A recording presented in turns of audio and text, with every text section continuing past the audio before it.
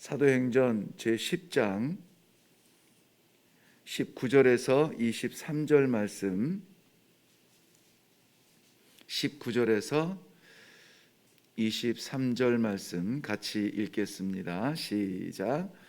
베드로가 그 환상에 대하여 생각할 때에 성령께서 그에게 말씀하시되 두 사람이 너를 찾으니 일어나 내려가 의심하지 말고 함께 가라.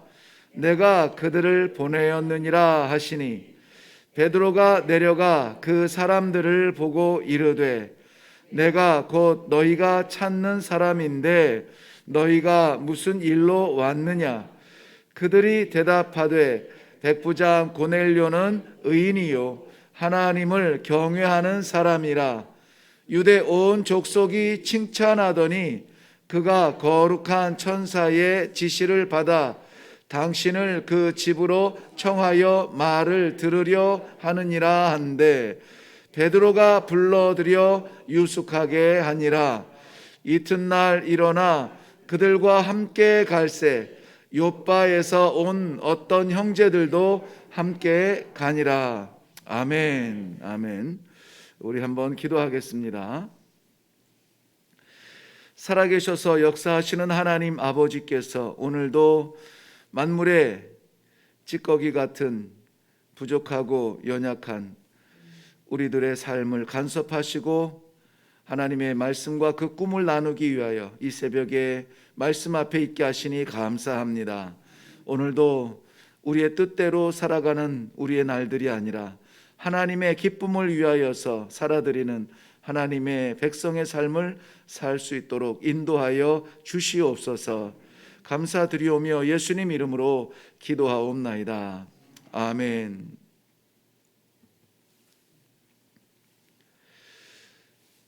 사도행전은 초대교회가 어떻게 세워져 가는가, 그리고 하나님께서 초대교회에 어떻게 역사하시는가를 보여주는 그러한 이야기들로 가득 차 있습니다. 그래서 이것은 교회의 이야기라기보다는 그 교회를 계획하시고 세우시고 사용하시는 하나님의 역사, 즉 성령의 역사라는 관점에서 그 성령 행전이라고 그렇게 부르는 학자들이 많이 있습니다. 그래서 누가복음과 사도행전을 하나로 엮어서 성령행전, 즉 이 시대를 살아가는 우리 성도들과 이 시대에 존재하는 모든 교회들의 뿌리가 어디고 저들이 무엇을 위해서 존재하고 있으며 오늘은 어떻게 살아가야 하는가에 대해서 이 사도행전은 우리들에게 아주 중요한 그 방향성을 제시해 주고 있습니다.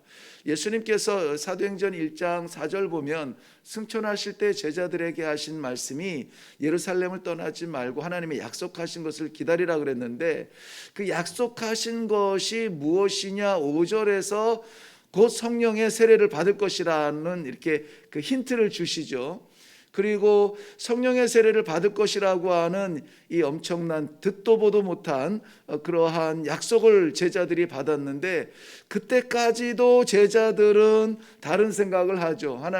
하나님의 나라가 회복할 때가 이때니까 그러니까는 빨리 하나님의 약속하신 그 나라가 되어서 우리가 이렇게 좀 어려움 당하고 숨어 있어야만 하는 환경을 좀 벗어났으면 좋겠는 거예요.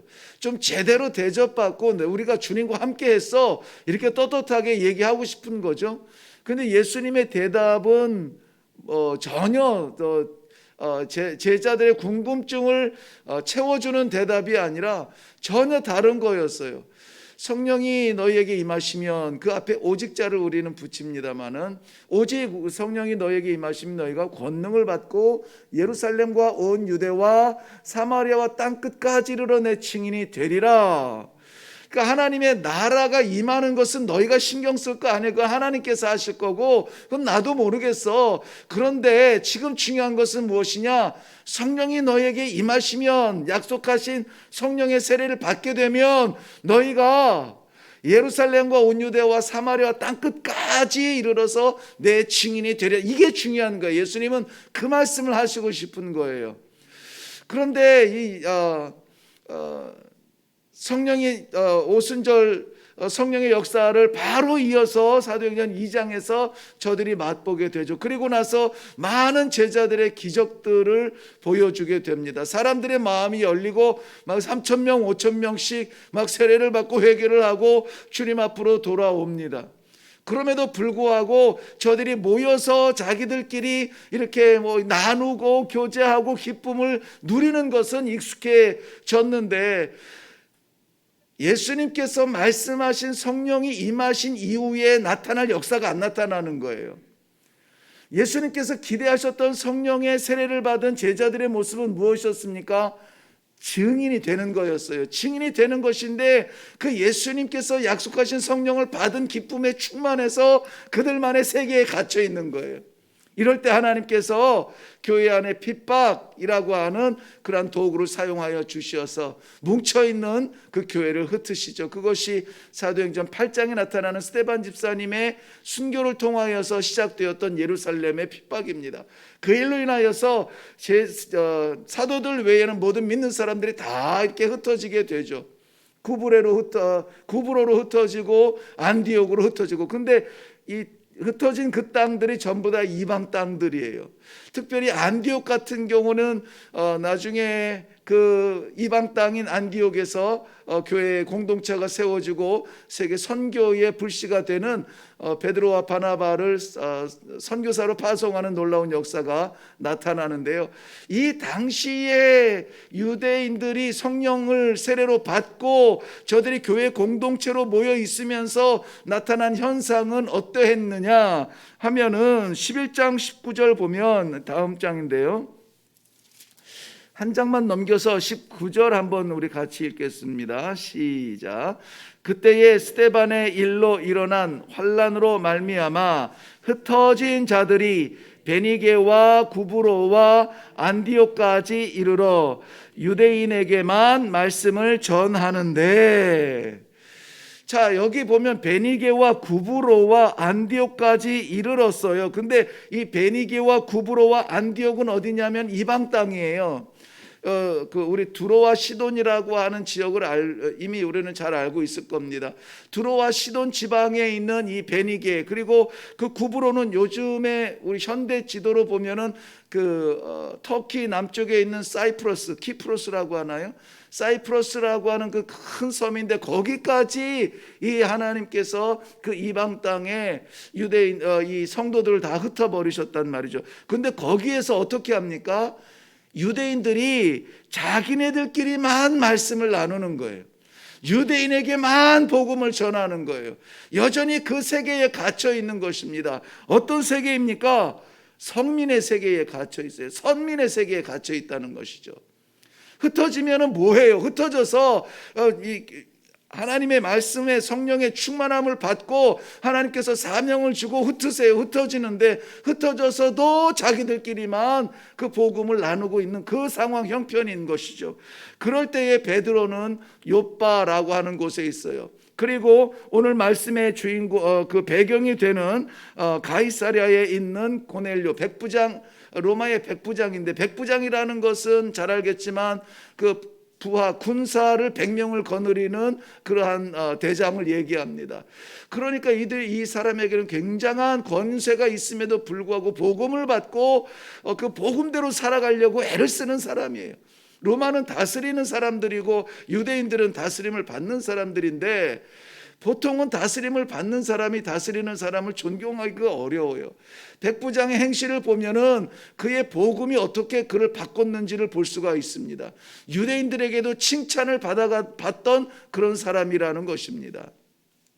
이 굉장히 간단한 설명, 그에 대한 설명이었지만은 우리들에게 너무나 소중한 설명입니다. 세상 사람들은 하나님을 알지 못해요. 그래서 제가 가끔 말씀을 드리는 것이, 세상 사람들은 하나님을 볼 수 없는데 성도를 통해서 하나님을 본다. 그래서 성도는 즉 누굽니까? 우리를요. 우리를 통해서 하나님을 보고 우리를 통해서 하나님을 만나는 거예요. 우리를 통해서 기독교를 이해하고 우리를 통해서 교회를 평가하는 겁니다. 세상에서 교회를 평가할 때 건물이나 이런 것 가지고 평가하는 적은 없습니다. 그 교회를 다니는 아무개가 이런데 하면은 요즘 교회들이 다 그래 이렇게 평가가 되어져요. 그렇다면 교회들이 다 그래가 무엇입니까? 교회를 세우신 교회의 주인이신 하나님을 그렇게 평가하는 거예요. 그러니까 이 고넬료가 이 좋은 영향을 끼치고 좋은 영향력을 이렇게 나누었다라고 하는 것은 우리들에게 주시사하는 바가 큽니다. 우리들이 사람들 세상에서 이런 평가를 받아야 돼요. 그는 참 좋은 사람이야. 행실로 인하여서 복음이 확정이 되어지고 복음이 힘이 되어지는 그러한 경우가 참 많이 있습니다. 나는 잘 모르겠어. 나는 교회를 가본 적도 없고 나는 하나님에 대해서 들어본 적도 없어. 잘 몰라. 그런데 당신 따라서 한번 가볼게. 이러한 이야기들로 교회에 등록하는 분들도 있어요. 저희 교회도 있습니다. 그러니까 이 고넬료라고 하는 사람이 복음을 받고 흩어진 사람들을 통하여서 복음을 받았는지는 모르겠지만은 아무튼 이 복음이 그 사람의 삶을 바꿔가고 있는 겁니다. 지배당하고 있는 유대인들로부터도 좋은 영향을 받고 있어요. 그러니까 이 사람은 지금 가이사랴에 있고 요빠에 있는 베드로에게 사람을 보내어 그를 초청하여 말씀을 받으라는 이야기를 듣고 한 40km 이상 되는 그 거리에 사람을 보내서 이 베드로를 초청하여서 말씀을 듣고자 함이니이다. 말씀을 듣고 싶은 거예요. 말씀에 대한 사모함이 있고 말씀에 대한 간절함이 있어요. 그때에 동시에 하나님께서 오늘 본문 저는 설교 제목을 베드로의 환상이라 이렇게 정했는데요. 우리 너무나 잘 아는 내용이에요. 베드로가 기도 시간에 옥상에 올라가 기도하려 할 때에 하늘로부터 접시가 그릇이 내려오는데 그 안에 네 발 달린 짐승들과 하나님께서 창조하신 것들, 기는 것들, 뭐 이러한 것들, 그것들이 뭐냐면 부정한 것들은 아닙니다. 하나님께서 창조하신 모든 것들을 말하는 것이거든요. 하나님께서 창조하신 모든 것들, 그리고 이 베드로는 국수주의자예요. 이 민족의 전통과 정통을 지키기 위하여서 정말 칼을 품고 다닐 만큼 민족을 사랑하는 사람이에요. 그 민족을 사랑한다는 것은 민족의 정신을 사랑하는 사람이고, 민족의 정신을 사랑하는 사람은 역사를 사랑하는 사람이에요. 그러므로 하나님께서 주신 율법을 지키면서 그 정신을 지키려고 애를 쓰는 사람이었습니다. 무엇을 먹어야 되고 무엇을 안 먹어야 되는지에 대하여서 삶 가운데 얼마나 철저하게 그것을 지키려고 애를 쓰는 사람인지 모릅니다. 우리가 잘 알듯이 이 베드로가 우리가 표면적으로 나타나는 것을 보면은 급하다든지 직설적이라든지 마음에 품은 것을 감출 수 없다든지 그런 사람이라는 것을 우리는 잘 알고 있습니다. 그러므로 이런 분들에게 율법의 정신을 지킨다라고 하는 것은 정말 생명과도 같은 것들이거든요. 그래서 하나님 앞에 담대하게 말을 하죠. 이것은 하나님의 명령을 거부하는 것이 아니라 자신의 신앙이 어떠함을 말해주고 있습니다. 이러한 것들은 이 율법에서 거부한 것들에 대해서 내가 더럽힌 적이 없습니다. 어떻게 내가 이런 것들을 먹겠습니까? 하나님께서 말씀하신 것은 무엇입니까? 내가 깨끗게 한 것을 네가 왜 더럽다고 하느냐? 우주 만물 가운데 하나님께서 정하다 하신 것을 네가 왜 더럽다고 하느냐? 왜 네가 판단하느냐? 왜 너의 이 신앙과 이 기도의 영역을 네가 정하느냐 이거죠.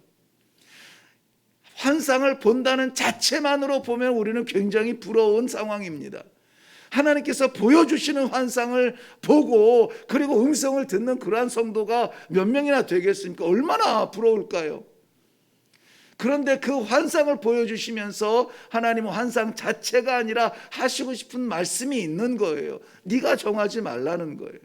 내가 깨끗게 했다고, 내가 작정했다고, 내가 결정했다고, 내 결정을 따라야 된다라고 말씀하고 있는 것입니다. 오늘 그 일을 통하여서 하나님께서는 베드로와 고넬료의 만남을 허락해 주세요. 이 초청을 받고 베드로가 가이사랴까지 올라가서 고넬료의 집안에 들어갈 때 고넬료는 이미 집안의 사람들을 다 모아놓고 말씀을 받을 준비를 하고 있습니다. 이 철저하게 공동체적인 초대교회의 모습을 보여주고 있습니다. 이방인으로서, 이방의 그 로마의 군대 장군으로서 이 모습을 복음 앞에서의 준비된 모습을 볼 때에 우리는 너무나 참 귀감이 되는 내용이 많이 있습니다. 무엇보다 오늘 저는 말씀 가운데 나누고 싶은 것이 있어요. 뭐냐면 베드로와 고넬료를 만나게 하신 하나님의 의도가 무엇이냐는 것이죠. 그 멀리까지 40km, 50km 가까이 되는 그러한 그 먼 거리에 달려가서 이방인과 유대인의 만남을 하나님께서는 작정하시고 이 사람에게는 이를 초청하라 하고 이 사람에게는 모든 것을 거룩하게 했다라고 하는 하나님의 말씀을 보여주신 이유가 무엇이냐고요. 복음의 영역, 우리 기도의 한계, 이것이 내 안에 있지 아니하고 하나님께서 정하신 대로 우리가 순종해야 될 필요가 있다는 것입니다. 내가 꿈꾸지 아니하고 내가 결정하지 아니하고 하나님께서 보여주시는 것을 보고 하나님께서 품으신 것을 품으라는 것이죠. 오늘 이 말씀의 정신은 너무나 간단합니다. 오직 성령이 너희에게 임하시면 너희가 땅끝까지 이르러 내 증인이 되리라고 말씀하셨던 예수님의 그 말씀을 다시 한번 되새기면서 우리의 기도의 영역이 넓어지기를 바랍니다. 어제는 어떤 일들을 하셨는지 모르겠어요. 내일은 무슨 계획이 있는지 모르겠습니다. 근데 오늘 이 아침에 저희들에게 이 베드로 사도의 환상을 통하여서 우리들에게 주시는 말씀은 무엇이냐? 네 기도의 지경이 좀 넓어지면 좋겠다. 너 안에 갇혀있지 않으면 좋겠다. 내 문제, 내 건강, 우리 가족, 우리 교회에 가두지 말라는 것입니다. 단 내 영혼뿐만이 아니라 하나님께서는 이 세상의 모든 것을 선하게 바꾸셨어요. 깨끗하게 하셨습니다. 특별히 이방 민족에 대하여서. 이방 민족이라고 하는 것은 유대인들에게는 관심받기예요. 오늘 우리 관심 밖에 있는 것, 우리가 생각지도 못했던 그 지경까지 우리의 기도의 지경이 좀 넓어졌으면 좋겠습니다. 정말로 하나님께서 이 복음과 이 생명을 나눌 수 있는 그러한 지경을 내게 보여주옵소서. 알게 하여 주시옵소서. 하나님께서 기도 가운데 우리의 지경을 넓혀 주실 줄로 믿습니다. 오늘은 아무튼 좀 통 큰 기도를 할 수 있기를 바라요. 정말 우리 세계를 여행을 많이 가보지는 못하겠지만 그래도 이 코로나 때문에 묶여 있는데 우리 영혼이라도 좀 홀홀 날아서 땅끝을 바라볼 수 있는 그러한 큰 믿음으로 오늘 기도할 수 있기를 바랍니다. 아프리카를 위해서 기도하시고 남미를 위해서 기도하시고 태평양의 그 군도들을 위하여서 기도하시고 시베리아를 위해서 기도하시고 중국을 위해서 기도하시고 몽골을 위해서 기도하시고 나와 상관없는 그 지경에 있는 심령들, 그 영혼들, 우리 하나님을 알지 못하고 예수님을 만나지 못한 백성들이 있거든 불쌍히 여겨 주시어서 저들에게 선교사를 보내주시고 저들에게 복음의 통로를 열어주시어서 아무쪼록 하나님 앞에 함께 설 수 있는 그 축복을 허락하여 주시옵소서. 오늘 우리 같이 기도하기를 바랍니다. 유대인의 전통 속에 갇혀 있듯이 그들이 답답하게 갇혀 있듯이 우리도 얼마나 많은 순간 우리의 한계에 갇혀 있는지 알지 못합니다. 마태복음 24장 14절 말씀하신 것처럼 이 천국 복음이 모든 민족에게 증언되게 해요. 전파되어야 된다라고 말씀하고 있습니다. 그제야 끝이 오리라. 그제야 주님 오시리라. 모든 민족에게 이 천국 복음이 흩어지고 선포되어지고 나누어지고 선교되어지는 일에 이 작은 입술을 사용하시고 이 조마조마한 작은 심장을 사용하여 주시고 이 아침에 기도를 사용하여 주시고 이 하루의 나의 삶을 사용하여 주시옵소서. 기도하심으로 말미암아 오늘은 세계를 품는 그러한 큰 기도와 이 아침에 이루어질 수 있기를 주님의 이름으로 축원합니다. 기도하겠습니다. 하나님 아버지, 여전히 저희들의 삶은 암담하고 답답하고 숙제에 눌려서 한숨 나고 기지개조차 펴지 못할 만큼 조마조마한 삶을 살아가야 합니다. 그런데 오늘 하나님께서 베드로의 환상을 통하여서 주의 깨끗게 하신 영혼들을 품고 나아가 가르치며 저들에게 세례를 베풀고 성령의 충만한 역사를 눈으로 목도할 수 있는 축복을 보여주시니 감사합니다. 저희들에게도 땅에서 이루는 것 말고 하늘에서 거둘 것들에 대하여서 큰 마음으로 기도할 수 있는 이 아침이 되게 하여 주시옵소서. 감사드리며 예수님 이름으로 기도하옵나이다. 아멘. 기왕이라는 단어가 있어요. 기왕. 기왕 우리 예수 믿으려면 예수님 말씀대로 믿는 그 믿음이 좀 필요합니다. 우리가 믿고 싶어 하는 것을 믿는 것이 아니라 정말 예수 그리스도 그 자체를 믿고 예수님의 그 꿈을 함께 나눌 수 있는 그러한 믿음이라면 얼마나 좋을까요? 오늘 우리가 기도할 때에 이 선교에 대하여서 먼저 기도하시고 베드로에게 보여주신 이런 환상을 통하여서 우리의 신앙의 지경과 우리 기도의 영역을 내 안에만 가두지 말고 우리 가정과 우리 교회 안에 가두지 말고 오늘은 마음껏 우리 영안을 열고 우리에게 주신 지혜를 열어서 세상의 선교를 위하여서 땅끝에 복음을 위하여서 하나님께 기도할 수 있기를 바랍니다. 하나님께서 이 시간에 만일 여러분들의 마음속에 알지 못했던 가보지 않았던 민족들과 나라들에 대하여서 보여주시고 깨우쳐 주신다면 그들을 위하여서 깊은 기도가 있기를 바랍니다. 그 나라의 부흥과 발전을 위해서가 아니라 그 나라의 복음이 선포되어지고 예수 그리스도께서 생명의 구주되심이 증거되어지는 선교적인 그러한 마음을 품고 기도할 수 있기를 바랍니다. 우리 다 같이 이 시간에 우리 큰 마음으로 세계를 품고 한번 기도하도록 하겠습니다. 기도하겠습니다.